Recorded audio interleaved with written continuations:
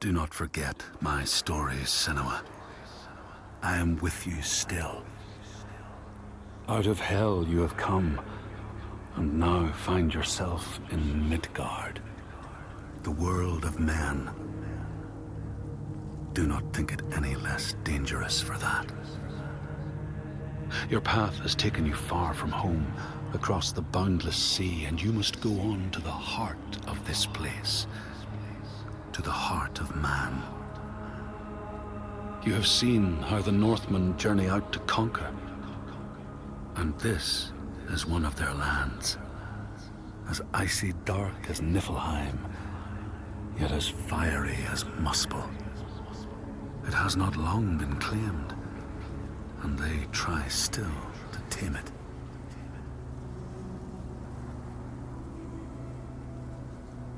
The Skald's verse speaks of a man called Grettir the Strong. A strange and bloody life he led. And it happened in this land you have come to. Listen to his story, Senua, for it may in some small way illuminate your own.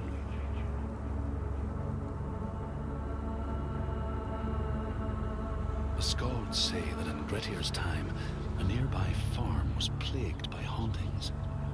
A shepherd called Glamour was killed by some evil force, found dead in the snow, bloated and black. His body could not be taken to burial, because he was held fast to the ground. So it was left. 3 days after his death, the body was missing.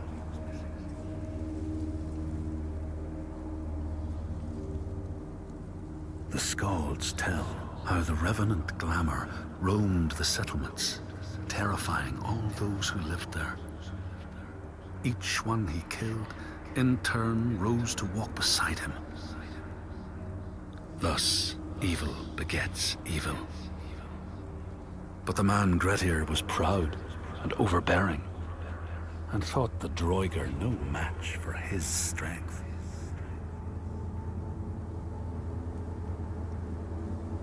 The Skalds say that Grettir fought and killed the Droiger Glamour, but not before Glamour had cursed him.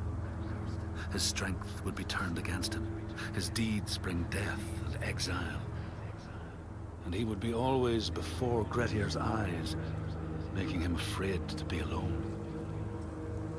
He saw all sorts of phantoms wherever he looked, and thus people who see things that aren't there are said to have Glamour's eyes.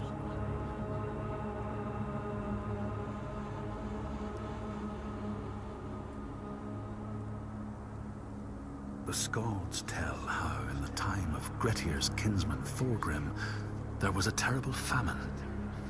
No crops could be grown, and the fish fled the nets. It lasted years, and the people were desperate. There was no respite even in spring, since terrible gales from the north would rise up and set in for weeks. This is a cold and unforgiving land, Senua.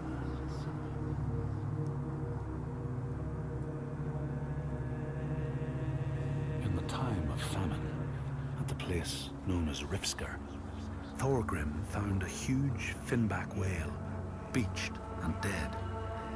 His neighbor, Thorfinn, had already found it and was in the process of flensing it. But Thorgrim claimed it as his own. Thorfinn said he would not give it up without a fight. If that's what you want, Thorgrim said, let it be so. And he launched a blow at Thorfinn, cutting off his head in one strike.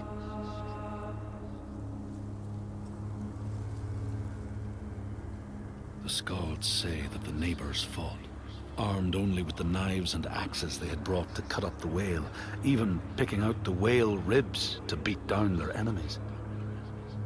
Thorgrim's men had loaded their boats with whale meat, but as they went to leave, one of their opponents struck Thorgrim's brother a fatal blow. And this is how hunger fates desperate men to come to blows, striking out against one another to survive.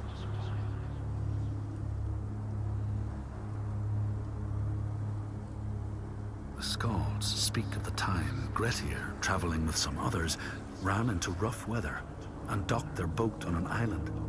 They had not brought fire with them, and the merchants complained bitterly. Seeing a great fire blazing on the other side of the strait, Grettir said he would swim over to fetch it.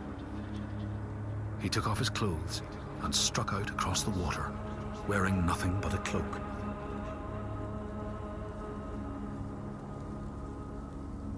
When Grettir came to the farm where the fire was burning, all was peaceful. By the time he reached them, his cloak was frozen stiff, and he looked like nothing more than some huge troll. The frightened farmhands struck out at him with the first things to hand, the burning logs from the fire. Grettir fought them off and got the fire he sought. But the sparks from the logs spread fire all over the house, and nobody survived the blaze.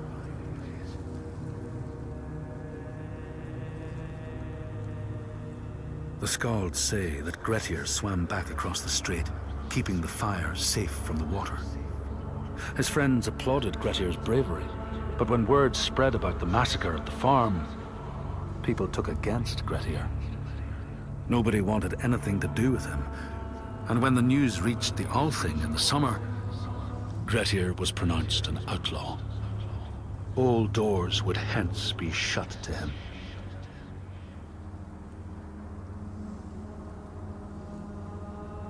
The Skalds speak of how Grettir, now an outlaw, took rest on the island of Haramsoy with a man called Audun.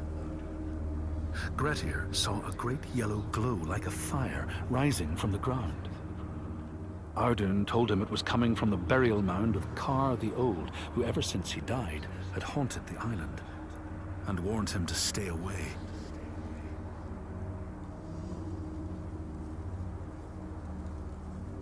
The Skalds say Grettir wanted the sword that was buried in Kar's howe, and would not be deterred from seeking it. He broke the mound open and started digging until he reached the timber props. By this time it was night. Audun warned him again not to continue, but Grettir threw down a rope and went inside the mound. No light penetrated it, and it reeked of death. But he persisted in exploring.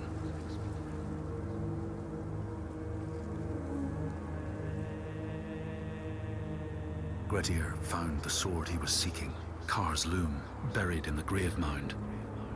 He went to leave, but before he could reach the rope, something grabbed him from behind, and Grettir realized the mound dweller would not let his treasure go.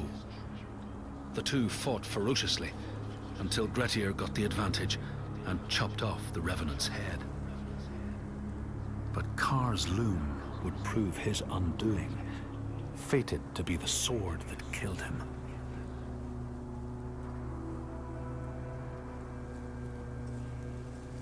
The Skald's verse tells how Grettir made many enemies with his proud and overbearing nature. Always quick to anger, his strength and fighting prowess meant that even the most trivial of quarrels met a fatal end. The kinsmen of those he killed or maimed were angry, and because he was an outlaw, no one was allowed to help him.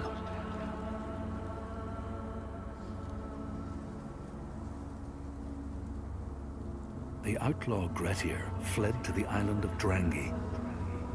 His enemies knew he was there, but he was still so strong and fierce, nobody could shift him. Thorbjorn, first among his foe, sent his foster mother to see Grettir. She was a Seithkona, and very wily.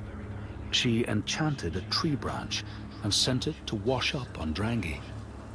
Grettir tried to cut it up for firewood, but his axe flew back and struck him in the leg. The wound blackened and festered, and Grettir feared his time was close.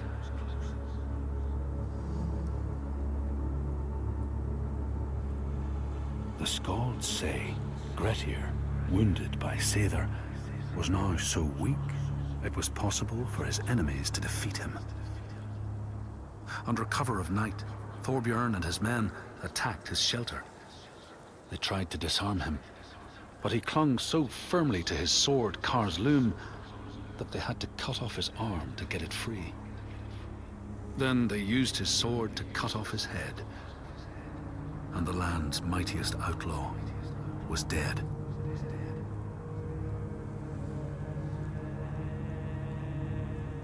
As the Droiger glamour had predicted, all Grettir's brave and fine deeds brought him misery. So fate makes prisoners of us all. But it was Grettir's nature that made him fight the Droiger, and Grettir's nature that led to blood feud and exile. So what is truly our prison, Senua? Is our path ordained, and we powerless to change it? Or do we blame uncertain powers for what we ourselves ordain?